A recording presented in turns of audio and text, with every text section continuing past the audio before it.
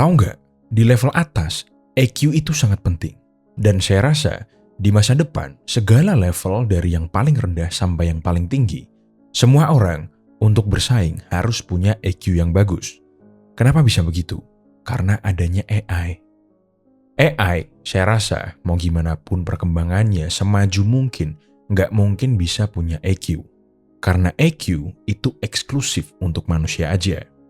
Entah ya, mungkin beberapa dekade atau beberapa ratus tahun lagi mungkin bisa. Tapi yang jelas dalam waktu dekat, saya rasa nggak bisa.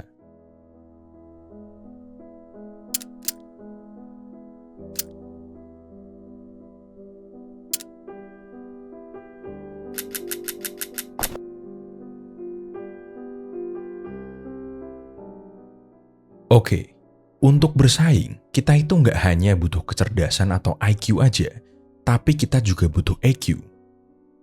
Ada penelitian yang mengatakan bahwa memiliki EQ yang baik itu bisa menentukan kelancaran kita ketika melakukan pendidikan dan juga meningkatkan pendapatan kita. Kok bisa, Pak? Apa korelasinya EQ sama pendapatan? Karena biasanya orang yang memiliki EQ tinggi itu dia bisa mendaki dan mendapatkan posisi atau jabatan yang tinggi dan strategis. Seperti di video-video saya sebelumnya, di level atas yang ikut kompetisi itu orang-orang cerdas semua, nggak ada yang goblok. Dan yang membedakan siapa yang bisa survive itu ada dua, yang disiplin atau kerja keras dan EQ.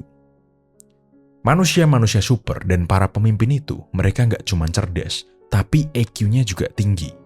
Dan EQ tadi bisa membuat kalian mempekerjakan atau punya bawahan yang mungkin berkali-kali lipat jauh lebih pintar daripada kalian. Nah, EQ itu bisa kita pelajari. Karena inti dari EQ itu adalah gabungan dari self-awareness, pengelolaan emosi yang baik, empati, serta melihat dari sudut pandang orang lain.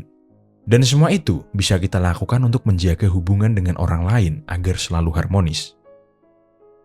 Secara historis pun, dari zaman filsuf-filsuf dulu ya, EQ ini udah sering dibahas sama mereka. Dan menurut mereka, EQ ini bukan kecerdasan emosional aja, tetapi lebih ke pemahaman kita terhadap emosi manusia, sehingga kita bisa merespon emosi orang lain dengan lebih baik.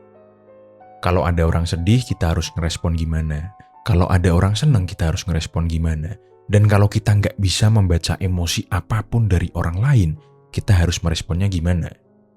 Nah, pembahasan awal kita itu tentang 4 domain dari emotional intelligence. Yang pertama adalah self-awareness. Self-awareness itu maksudnya apa, Pak? Ketika kita tahu dan paham apa yang sedang kita rasakan, dan tahu bagaimana rasa itu mempengaruhi persepsi kita, pemikiran kita, dan impuls kita sebelum kita bertindak. Menurut penelitian, orang-orang yang punya self-awareness rendah itu punya kesulitan untuk mengembangkan domain EQ yang lain. Dan sebaliknya, yang self-awareness-nya tinggi, dia sangat baik juga dalam mengembangkan domain yang lain. Jadi, self-awareness ini adalah kunci.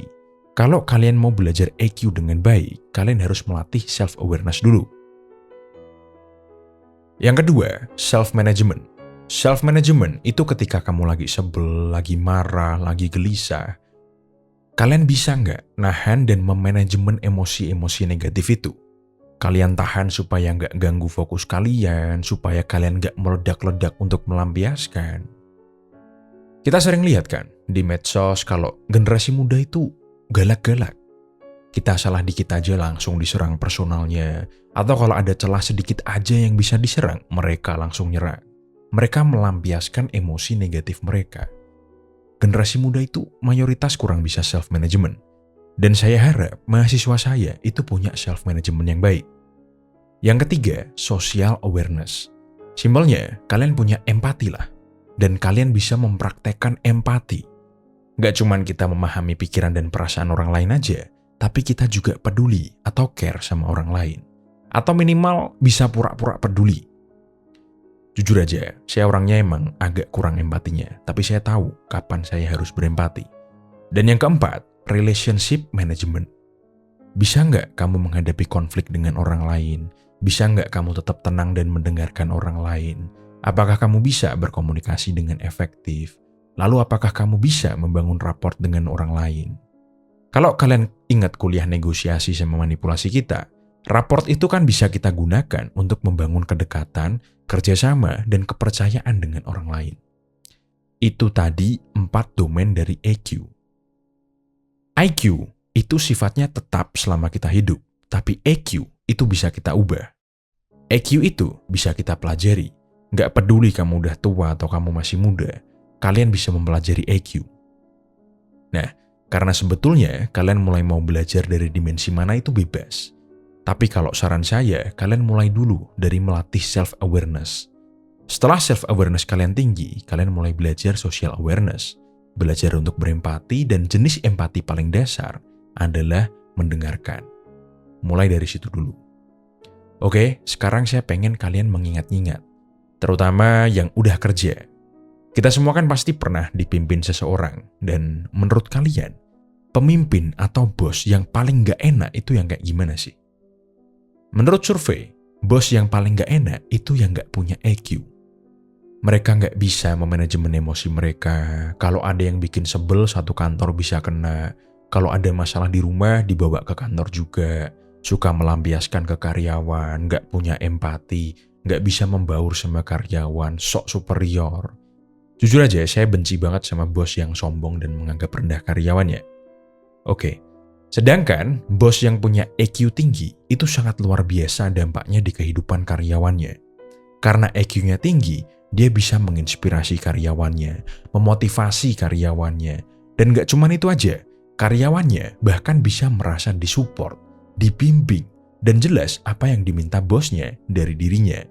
Sehingga dengan bos yang baik, karyawan bisa bekerja juga secara optimal. Bos baik, karyawan sejahtera, perusahaan maju, bos kaya raya. Itu rumusnya kalau kalian jadi bos di masa depan. Oke, itu dulu ya. Sekian dari kuliah kita hari ini. Jangan lupa like, share, dan subscribe.